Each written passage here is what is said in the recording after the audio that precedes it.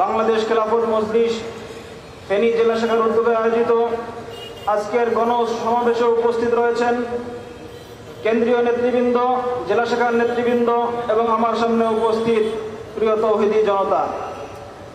আজকের এই বাংলাদেশে গুরুত্বপূর্ণ একটি প্রশ্ন, বাংলাদেশ কিভাবে পরিচালিত হবে, বাংলাদেশ কোন মতাদর্শের ভিত্তিতে পরিচালিত হবে, বাংলাদেশের শাসন ক্ষমতায় যারা থাকবে তারা কিভাবে কোন সংবিধানের আলোকে বাংলাদেশ পরিচালনা করবে। এই প্রশ্নের উত্তর বুঝতে হলে আমাদের ইতিহাস বুঝতে হবে।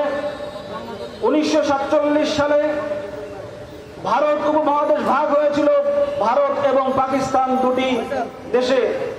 পাকিস্তান দেশ প্রতিষ্ঠিত হয়েছিল ইসলামী দর্শনের ভিত্তিতে, কারণ সর্বপ্রথম 1928 সালে আমাদের একজন বড় রাহবার আল্লামা আশরাফ আলী থানভী রহমতুল্লাহি আলাইহি সর্বপ্রথম পাকিস্তান রাষ্ট্রের কথা বলেছিলেন। কেন বলেছিলেন তার উজ্জ্বল দৃষ্টান্ত যদি বুঝতে হয়, আজকের ভারতের মুসলমানদের দিকে তাকান। ভারতের মুসলমানরা আজ গরু খাওয়ার স্বাধীনতা পায় না, ভারতের মুসলমানরা আজ তাদের ধর্মীয় স্বাধীনতা পায় না।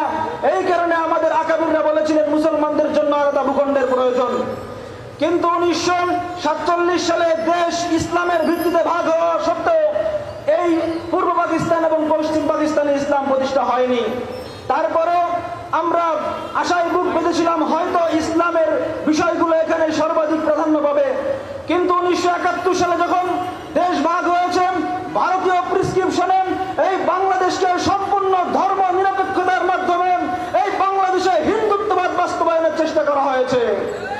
প্রিয় সংগ্রামী সাথী বন্ধুগণ, আমরা বলি 1971 সালে কোন দর্শনের ভিত্তিতে দেশ ভাগ হয় নাই, জুলুমের ভিত্তিতে ভাগ হয়েছে। আমাদের উপরে পাক হানাদার বাহিনী জুলুম করেছেন, সেই জুলুমের বিরুদ্ধে আমরা গর্জে উঠেছিলাম। কিন্তু আমাদের দর্শন সেই দর্শন যেই দর্শনের ভিত্তিতে 1947 সালে পাকিস্তান রাষ্ট্র হয়েছিল। সুতরাং আজকে 24-এর গণঅভ্যুত্থানের পরে আমাদের দাবি একটাই যে ইসলাম বিরোধী, ইসলামের বাইরে এবং ইসলামকে নিশ্চিহ্ন করেন, ইসলামকে মাইনাস করেন কোন সংবিধান, কোন সংস্কার বাংলার তৌহিদি জনতা মেনে নিতে পারে না, মানবে না ইনশাআল্লাহ। সর্বশেষ কথা, বাংলাদেশ খেলাফত মজলিস খেলাফত প্রতিষ্ঠার জন্য আন্দোলন করতেছে।